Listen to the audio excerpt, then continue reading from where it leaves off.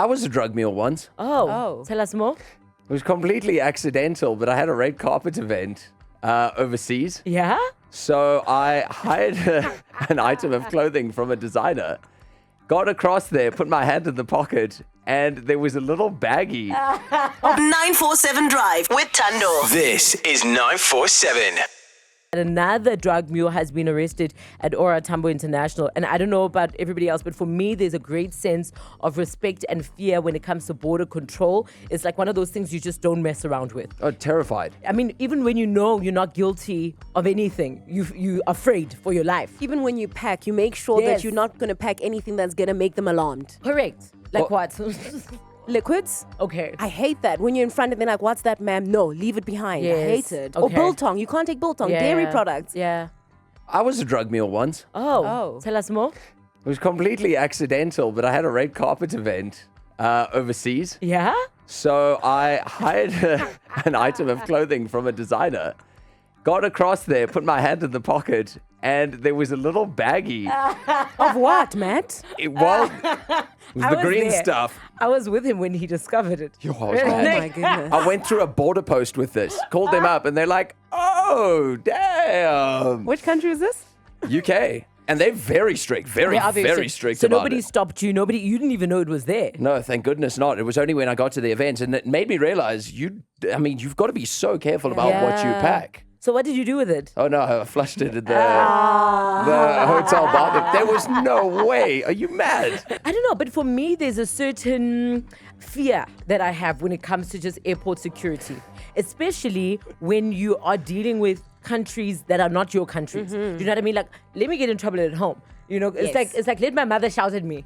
I can't have Mang Mang's mother shout at me because I don't know how to deal with that situation. Also, it's so embarrassing because you have to do that walk of shame. Yes. They're doing it. They're searching your bag in front of everyone. Yes. And if there's a problem, they take you and you're walking in front of everyone to the back. I've never gotten that far where they for me, they just will stop. It happens mainly in South Africa when I come back where they want to, because they think I went shopping. Of course. And then they'll say, Sisi, open the bag. But I've never had it on an international trip where I get sent to the back. Oh no, I get it quite often. I don't know what it is about me, but I've had to unpack my bag in front of police. Yeah. Where you've got to explain every item. This is a shirt. Yes. It's the weirdest thing. I don't know what it is about me, but apparently I look dodgy as all hell. But also, depending on which country you're traveling through or to, the way in which they handle their border security is a little bit different. There was Yes. one where they would open everybody's suitcase. So it doesn't matter. It's not like they would profile you. Yes. You know, like everybody had to stop and open their suitcase, which obviously makes the process long and tedious.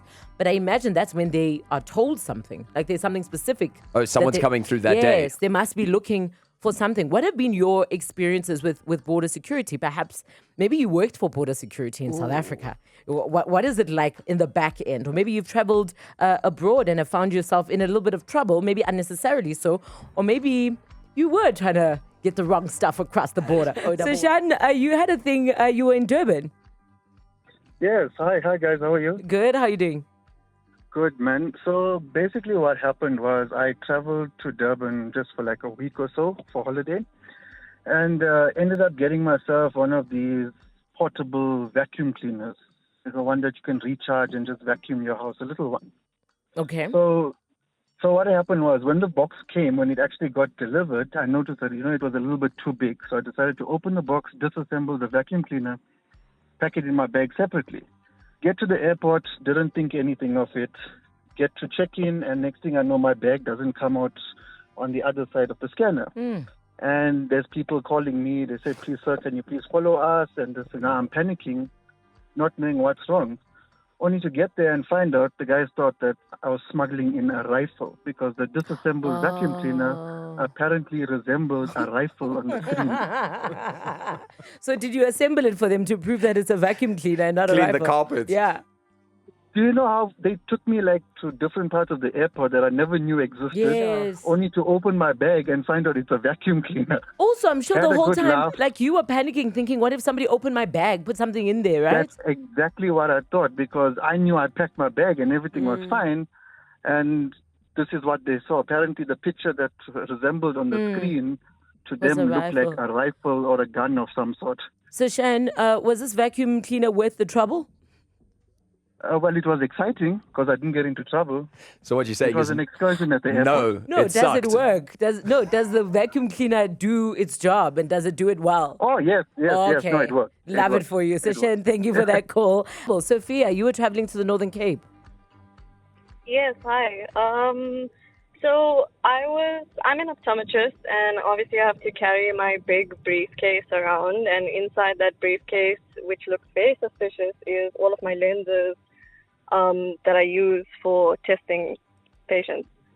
So I was stopped, and they made me open my case, but the funny thing is that all of my friends that were with me, they didn't check any of their cases. They only checked my case for some odd reason.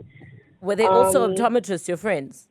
Yes, and they also had the exact same briefcases that I did. Oh, okay. So it does look like profiling. They made me open my case, and then they made me open all of my bags and searched me, and it was very weird. Yeah, that is strange, especially if you, like you say, with the same people, well, people similar to you holding the same things. Very Yes. strange. Sophia, thank you for that call. Derek, it was your family that was searched. Yeah, it was. What happened? So it was actually funny enough. It was in one of those little medicine containers that you keep your pills in. So I grabbed a whole bunch of Tom Tums. We were going over for Christmas to Scotland, and I thought, it'd be good to take it there for New Year's, and we can. Those little Tom Tom crackers, the fireworks. Oh. Yeah. You had a medicine container of explosives, basically. Also, Pretty much, yeah. you knew And I it was made wrong, which is why you were hiding it. No, well, I didn't know it was wrong because I was like 13 at the time.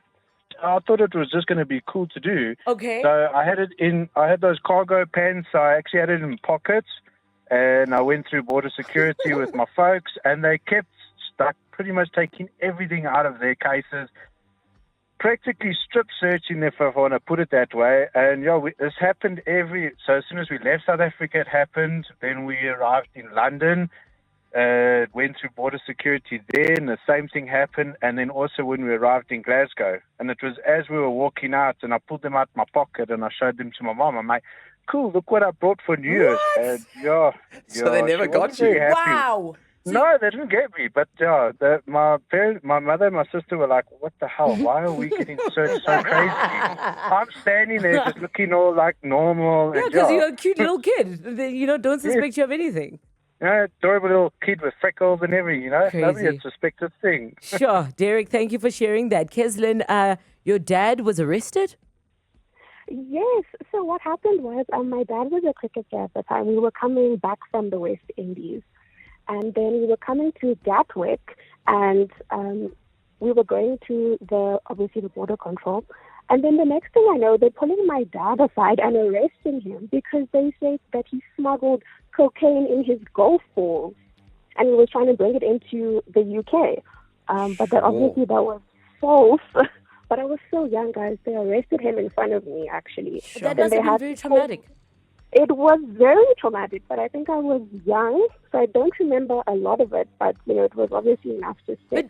So I had to fly back to SA myself. Oh, my goodness. But Keslin, surely Yeah. if they went as far as arresting him, they must have had something concrete, no?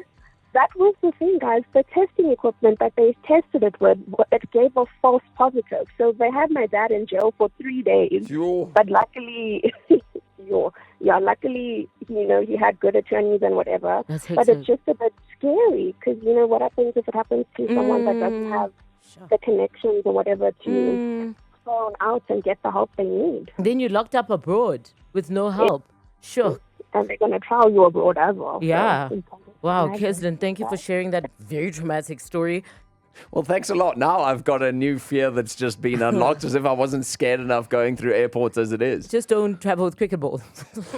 947 Drive with Thando. This is 947.